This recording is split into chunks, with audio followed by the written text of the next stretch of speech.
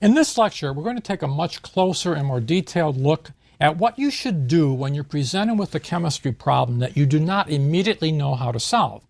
In fact, if you're certain you know how to solve it, then in my view, it really isn't a problem. It's something more like an exercise. It's when you don't immediately know what to do that problem solving really begins. So we're going to be discussing how you should think about it, the kinds of processes and mental activities that you should be engaging in and utilizing. I really hope that you will try to do the things that I'm going to recommend. If there were some way I could demand it of you, I would, but since that isn't possible, all I can do is ask you to try doing the things recommended in this lecture. I hope and believe that they will prove to be pretty beneficial and useful. When you are presented with a problem, either in this series of lectures or in your chemistry class, the absolute positive single most important thing that you can do is to work at understanding what the units stated in the problem really represent. Just as you really understood what was meant by the terms 3,000 students and 30 students per room, you must work at really understanding, really deeply understanding what is meant by terms like 5.33 grams or 83.2 grams per mole or whatever else might be given in the problem. You literally should stop and try to visualize these things in your mind. Your goal is to make each of the quantities presented in a problem as meaningful to you as 3,000 students and 30 students per room. And, as we said in the last lecture, the numbers and their units are generally going to be of two types. Some are going to be what we've called amounts, and others are going to be what we've called a this per that. 3,000 students was an amount. 30 students per room was a this per that. Let's take a closer, more detailed look at the this per that idea, because this is what gives students in chemistry the most difficulty and leads some of them to have limited success. Suppose I give you a quantity like 60 miles per hour, and I ask you what that really means. Think about that for a moment. What does this really tell us? Now, you might say something like, that tells me how fast you were driving. Well, okay. But let's be more specific. What exactly is it telling you? Quantitatively, a term like this is telling you, listen carefully, how far you will drive in 1 hour. Start over here, drive for 1 hour, and you will have traveled a distance of 60 miles. It tells you how many of these you have.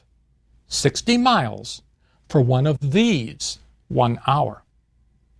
What does a term like 25 miles per gallon tell you? You've probably used this term many times yourself. Perhaps you've bragged to your friends that your new car gets over 40 miles per gallon of gas, while his car only gets 25 miles per gallon of gas. Now, what does that mean? Think about that. Well, what it means is it tells you how many miles you can drive your car on 1 gallon of gas. How many of these miles you have for one of these gallons. What about a quantity like $4 per pound? What does it mean? Candy costs $4 per pound. You've probably used that term thousands of times in your life, but what does it really mean? What it is telling me is how many dollars it will take to buy 1 pound of candy. Quotients like these tell me how many of the numerator it takes for one of the denominator. Now, I suspect that many of you are thinking, all right, already, this is easy. I understand this perfectly. There's no need to explain it any further. And you probably do understand it. Students typically have little difficulty explaining what is represented by quotients like these. They've used similar terms often in their life, so they generally have a good intuitive understanding of what they really mean. But here is the one critical example that is not so obvious. What does the term 1 hour per 60 miles tell you? Think about that for a moment and pause the DVD if necessary. What does that tell you? Many students, when presented with a quantity like this, will say, oh, that tells me how long it takes to drive 60 miles, 1 hour. And that isn't incorrect. But, and this is the major but, that is not the way you should think about this. But it probably is the way you do think about it. You probably interpret this as telling you how long it takes to drive 60 miles. After all, there's a number 60 in the denominator. But that's not the most useful way to interpret that quotient. Here is how you should think about it. This is actually one of the keys to being successful at solving high school chemistry problems. This tells me how long it takes to drive 1 mile. 1 mile? Yeah. It tells me how long it takes to drive 1 mile. No, it doesn't. It tells me how long it takes to drive 60 miles. Well, okay, I guess it does. There is the number 60 in the denominator. But that's not the way I want you to think about these kinds of quotients. Forget that there's a number in the denominator in this example, 60. Instead, anytime you see a quotient like this, you must mentally visualize the denominator as being 1. This tells me how long it takes to drive 1 mile. Hey, get out your calculator if you like. Do the arithmetic and you'll come up with a number 0.0167. It takes 0.0167 hours to drive 1 mile. Now you might be thinking, it's all the same thing. Mathematically, yes, of course it is. But I want you to get into the habit of basically ignoring the number in the denominator in these kinds of quotients. Instead, just look at the units, hours over miles. And in your mind, immediately think, oh, this particular this per that tells me how many hours it will take to drive 1 mile. You will become much better at solving chemistry problems if you develop the ability to look at a quantity like 1 hour over 60 miles, but in your mind you see an expression that tells you how long it takes to drive 1 mile.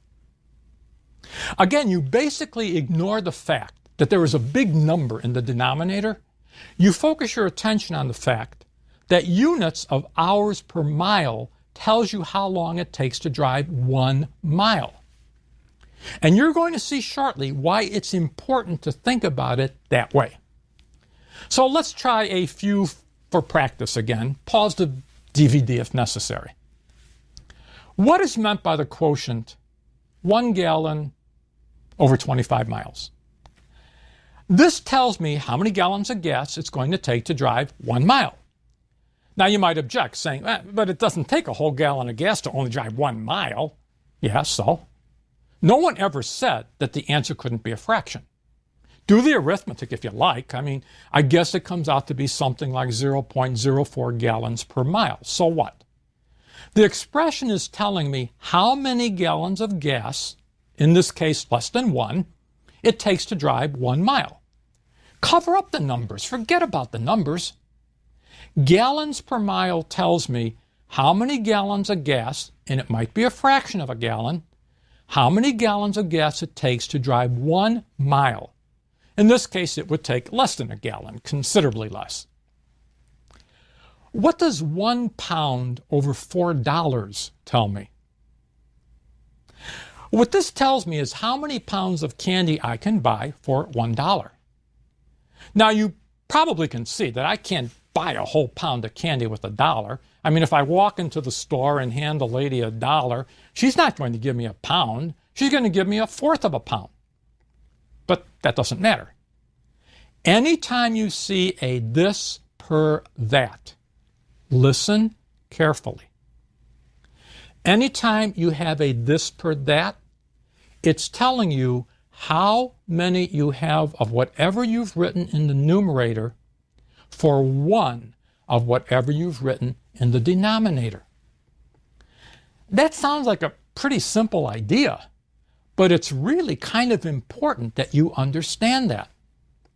And we're going to come back to this idea time and time again. A number like 30 students per room is easy to see. I mean, it tells me the number of students in one room. 60 miles per hour is easy to see. It tells me how many miles I can drive in 1 hour. But when the denominator isn't 1, it becomes a bit trickier. But even if there is a number in the denominator, like 25 or 60, you must not focus on that number, but must remember that the expression is really telling you how many of the numerator you have for one of the denominator, not 25 or 60. So what exactly am I asking you to do? When you're presented with a problem, either here or in your class, here's what you do. I think this may be a rather critical moment. If you don't want to do this, I mean, if you prefer, if you don't care to do this, if you prefer to just keep doing what you've been doing or might prefer to do, well, you can't get the maximum benefit from this series of lectures.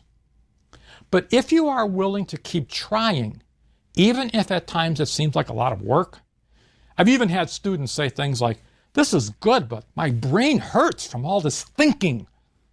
But if you are willing, then there is a good chance that you will do much better in high school chemistry, hopefully becoming an outstanding student.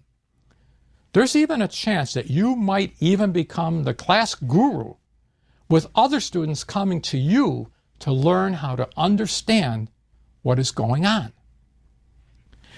Here is what you must do when presented with a problem. Read the problem several times. First quickly, to kind of get the overall picture of the problem, then slowly. Now I'm going to add a little qualifier here. If the problem is so trivial to you that you know exactly what to do with it, I mean, if I say 3,000 students and 30 students per room and you say, well, I know how to do that, then you don't have to go through all this. I'm assuming that the answer is not immediately obvious to you. So when you're presented with a problem that is not immediately obvious, you do this. Read the problem several times, first quickly and then slowly, stopping, thinking, and visualizing as you go along. Literally, close your eyes and try to picture what you see in that problem. Picture the students, picture the rooms, picture the students per room. Picture the grams, picture the moles, picture the grams per mole. Visualize that problem. It often helps to draw a picture of the quantities represented in the problem. And as we go along, I'll show you what I mean by pictures of chemical quantities. Always attach proper units to all numbers and think about what these numbers represent. Always attach the proper units. Many students, I guess it's just carelessness, hesitate to do this. They write down 8.33 and 45.7, but don't say 8.33 grams and 45.7 grams per mole. They just write down 8.33 and 45.7, and then they wonder, why are they having difficulty solving this problem? Remember my $1 million offer? If you can't write down the units that go with the numbers, then how are you supposed to know what they represent? And if you don't know what they represent, then how can you possibly know what to do with the numbers? Always, always, always attach the proper units to numbers, and then think about what these units really represent. Now, if you do all these things, if you read the problem, if you think about it, think about the numbers, attach the proper units, etc., hopefully what's going to happen is that it will immediately, or at least eventually, become clear to you how these numbers have to go together to obtain the answer requested, just as it was very clear to you in the students and rooms problem. If you can successfully complete these tasks, what's going to happen as these lectures progress is that chemistry problems are going to look more and more like students and rooms problems. Furthermore, if you still have difficulty, there are some other techniques that I will suggest that can help you along the way. For example, when you finish a problem, you can often look to see if your answer is, quote, reasonable. Teachers love to say this. Now, it isn't always possible to judge if an answer is reasonable, but sometimes it is.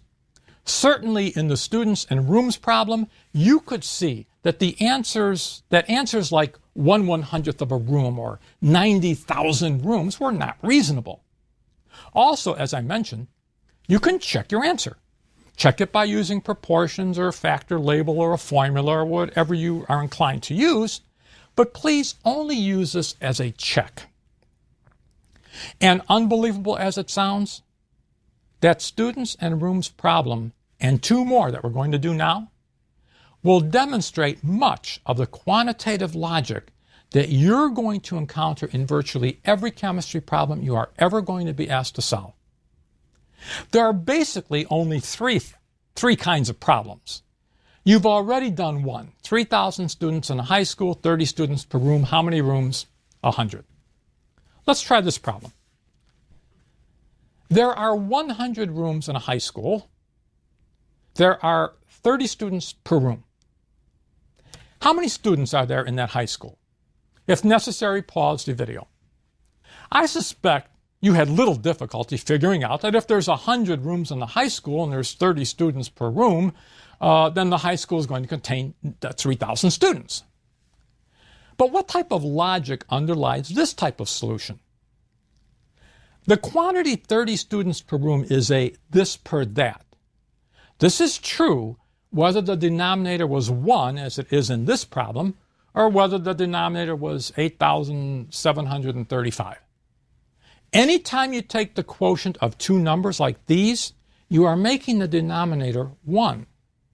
This is telling you how many students there are in one room.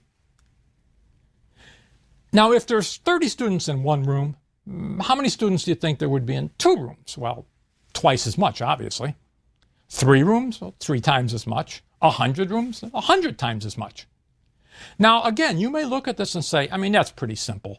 But what does that have to do with chemistry?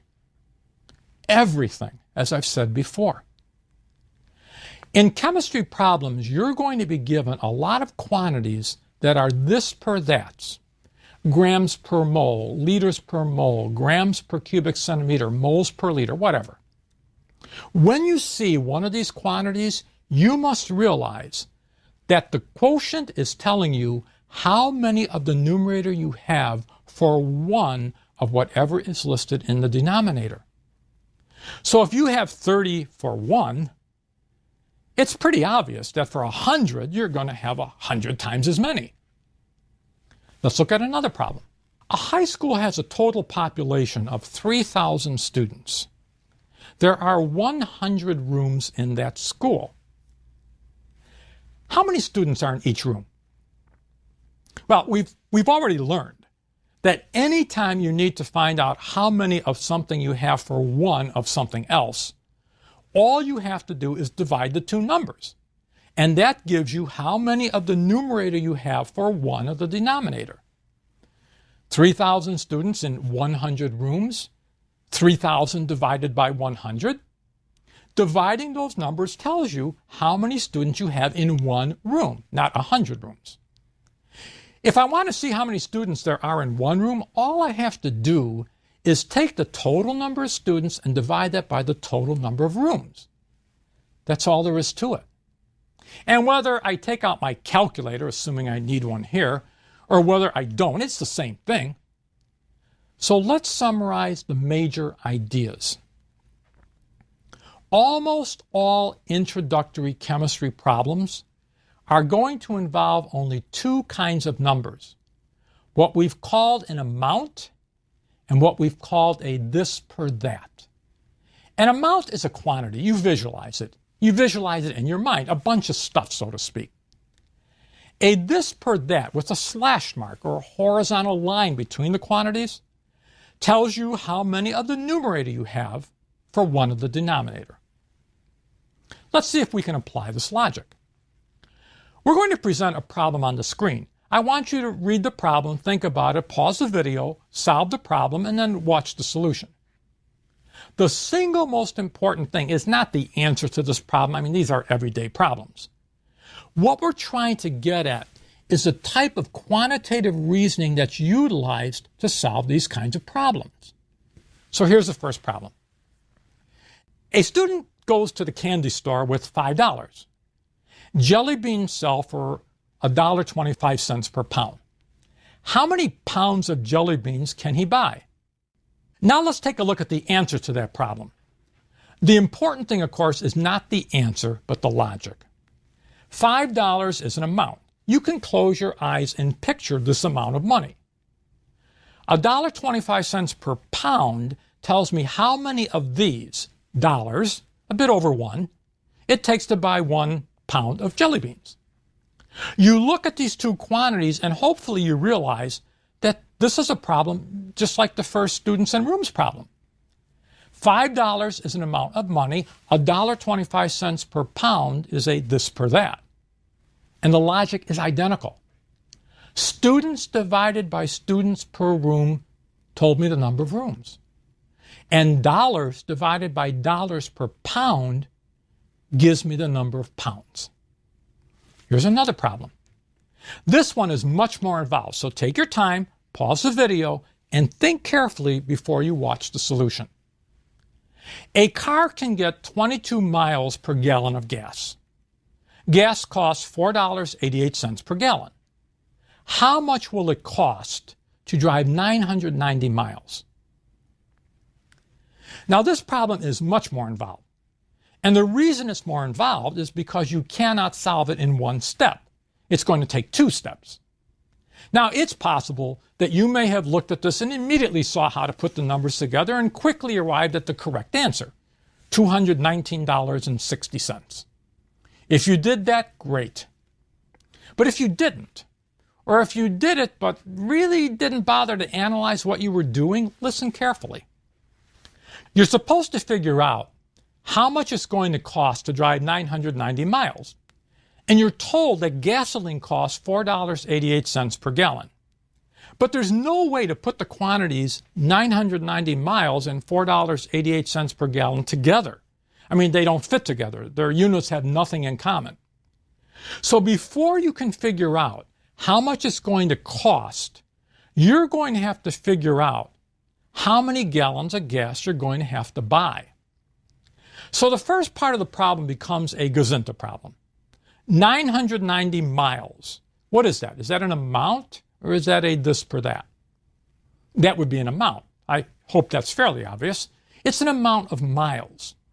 It certainly can't be a this per that when there's only one unit given, namely miles. This per that's have 2 units separated by a slash mark. But 22 miles per gallon is certainly a this per that. It tells me how many miles we can drive on 1 gallon of gas.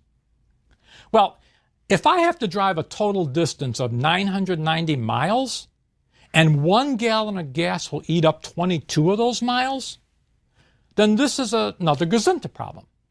How many of these 22-mile packages will consume or gazinta or use up, use whatever word you like, the 990 miles? And I think if you look at these two numbers, you will realize that it's going to be several gallons. I mean, if you can only go 22 miles on 1 gallon, it's going to take a lot of gallons to go 990 miles. We take out a calculator, we did, and we come up with 45. We're going to have to buy 45 gallons of gas. So how much is it going to cost? Well, let's say gasoline costs $4.88 per gallon. 1 gallon is going to cost just under $5. $4.88 per gallon is a this per that. It tells me how many dollars I need to buy 1 gallon of gas. Well, if it takes this many dollars to buy 1 gallon, how many dollars do you think it would take to buy 2 gallons? Twice as much. And 3 gallons? Well, 3 times as much. And 45 gallons? Well, 45 times as much. If you were able to solve this problem correctly, that's magnificent, because this is our first two-step problem. And that's not easy for a lot of students. But if you understand the difference between an amount and a this per that, the logic really should begin to fall into place. Let's try another one. The recommended dietary allowance for vitamin C is 60 milligrams per day. If a person sticks to this amount each day, how much vitamin C will they consume in a year? Now, I threw a couple of curveballs at you in this problem. One is psychological. Since the last problem was a two-step problem, many students will assume that this must be a two-step problem. I mean, it's got to be a two-step problem because problems always get harder as we go along, don't they?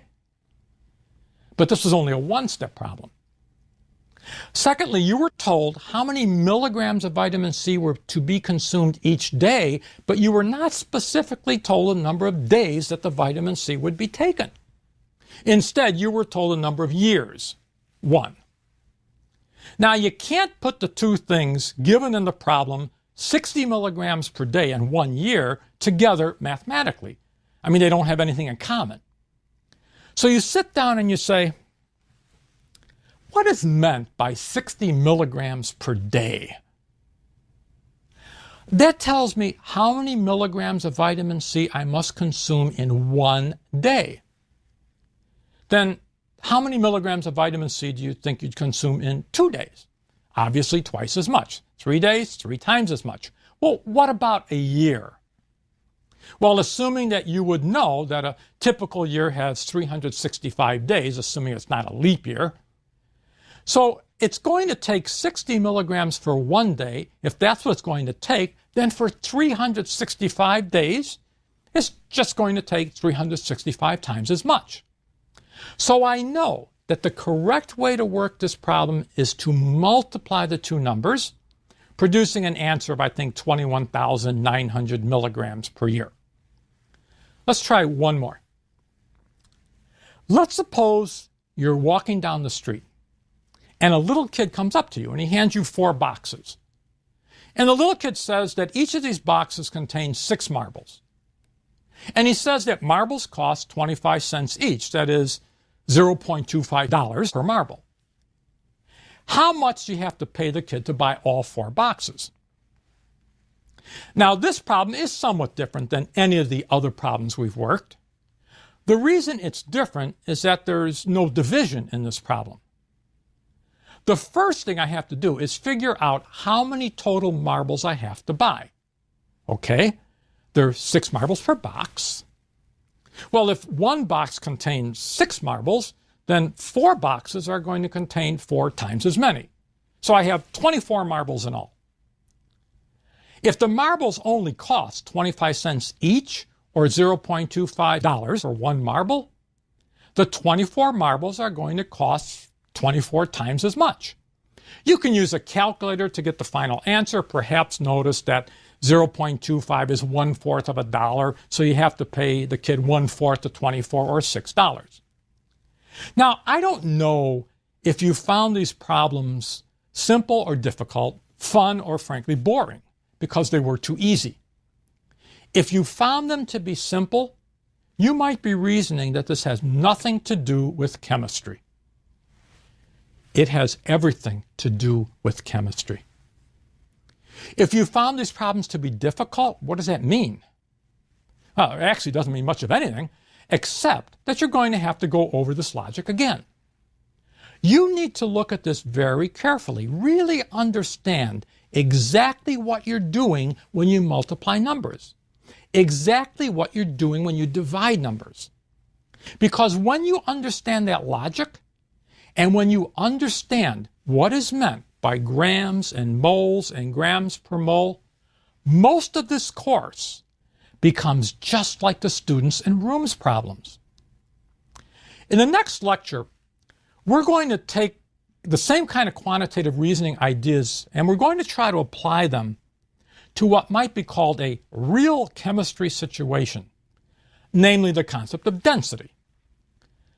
I would suspect that many of you have probably had density, perhaps in a physical science course, perhaps in your current chemistry course. You may even be able to define density. You may even be able to give me a formula for density. But what is density really? And how does solving density problems relate to the type of quantitative thinking that we've just illustrated with everyday problems? That will be the topic of the next lecture.